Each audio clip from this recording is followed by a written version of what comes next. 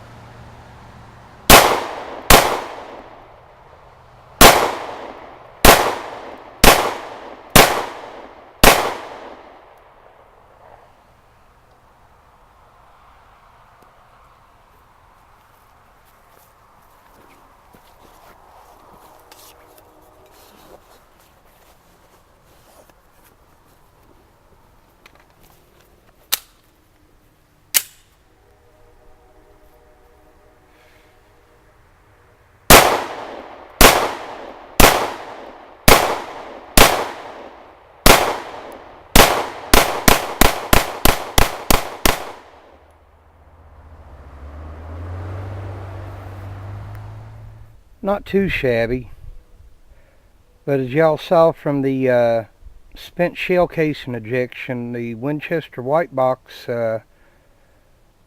doesn't do very good with this. That's why I'm going to shoot, let's see, we got 85 more rounds to go. I made a math mistake. I don't have 85 more rounds. I have 70.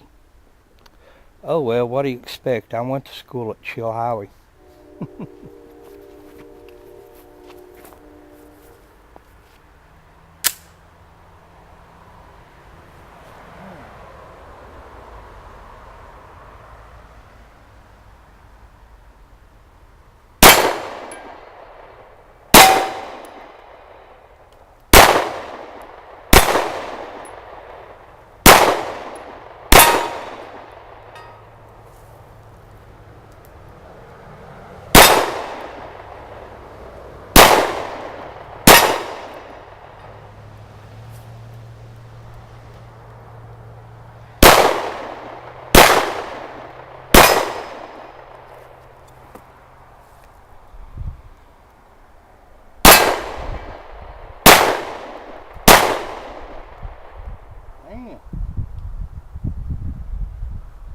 Spent shell casings are going everywhere.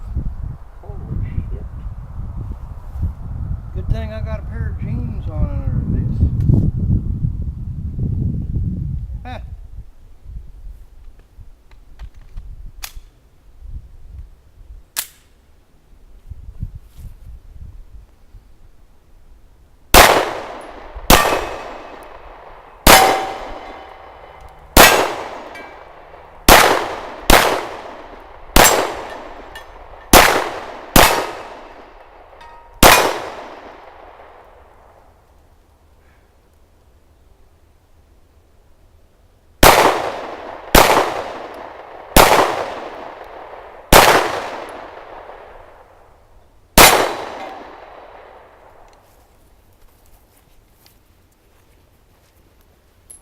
The spent shell ejection patterns with this Winchester White Box,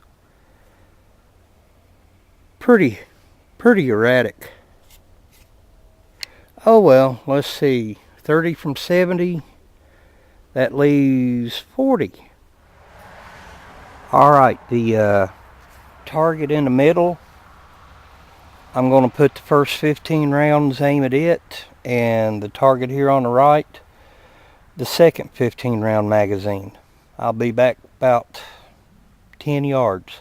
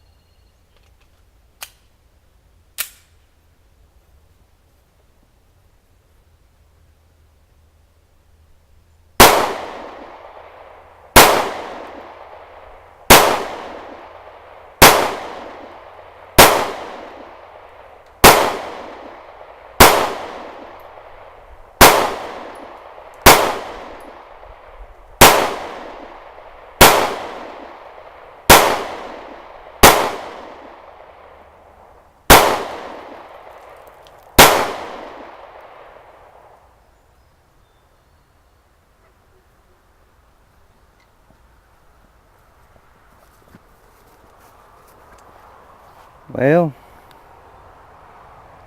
that one in the middle, I got some in that middle dot, but shooting mostly low. But the ones here on the right there, it's a damn good shock pattern, damn good grouping. I'm happy with that. One flyer is all. I have 11 rounds left over. Let's see what I can do with them.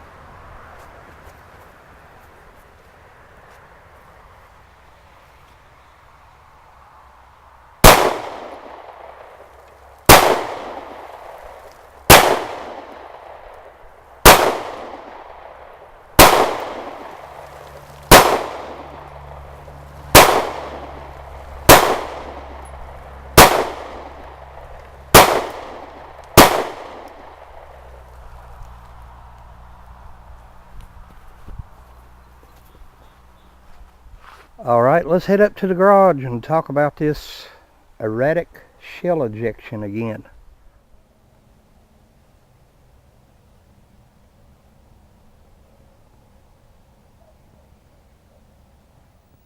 Well, everybody, you saw what happened down there. This Winchester White Box ammo, target rounds, first magazine did pretty good until the last two shots, and it started doing what happened the first day. So as far as this 100 rounds go, what do? Do I lay off the Winchester White Box, or I got another 100 rounds, do I go ahead and fire it?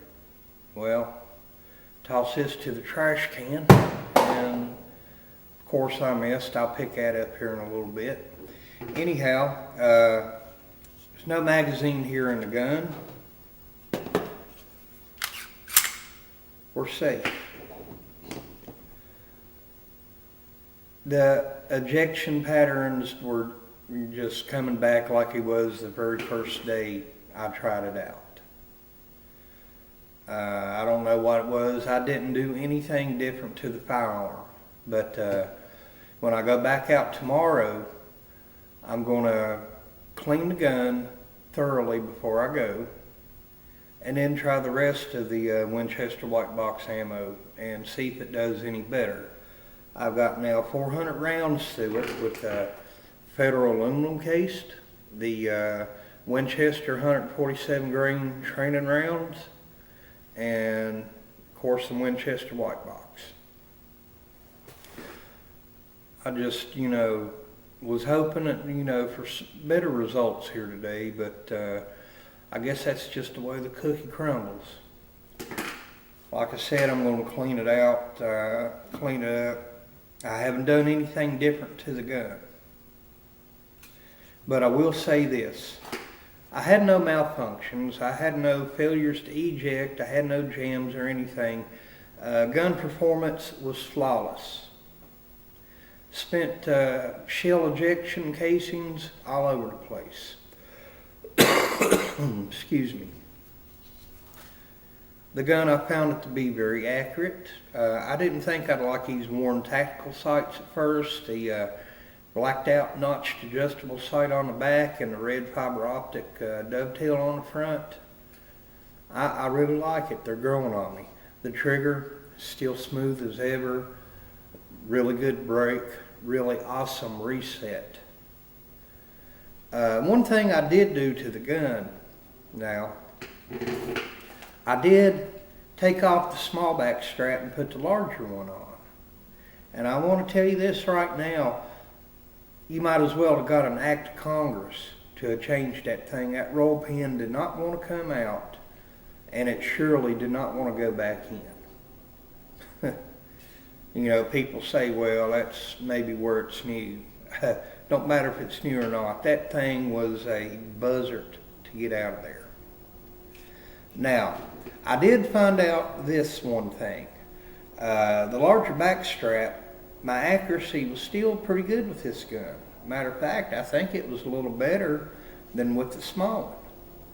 Now, if you remember in the first video I did about this, or maybe the second one, I talked about some people complaining about knuckle rub, where you get your grip up and under the back end of the frame there. And when they'd shoot, that corner would rub on this thumb knuckle right here. Well, anyway, I found with this larger back strap, my grip is a little bit different. I kind of more or less hold down maybe just a little bit farther right there. And if you can tell, there's a little gap between that thumb knuckle and that corner. As you can see, I can get that pin kindly in there. Very comfortable shooting firearm. And I mentioned one fella before, Rev. His channel is now called Rev to the Max. He mentioned about what a soft shooting firearm this is. He's absolutely right. Really no muzzle flip, no recoil hardly, which makes it a lot better for follow-up shots, staying on target. This is probably the softest shooting firearm this size I've ever had the pleasure to shoot. I don't know what else to tell you about it. Now, tomorrow, like I said, I'm going to get up in the morning. I'm going to clean this thing really well. I'm going to lube it. And I'm going to try 100 more rounds of Winchester White Box, see if that cleaning makes a difference. I'm going to only record a few minutes of it because people get tired of watching a channel when you review the same firearm over and over. It just gets old, it gets monotonous, it gets stale. And people will quit watching when the channel starts doing that. So I'm going to film a couple of minutes from tomorrow, and then maybe this next weekend coming up, I'll film a few more minutes shooting some higher powered ammo. Now that's all I'm going to put to it until I reach that 1200 round mark.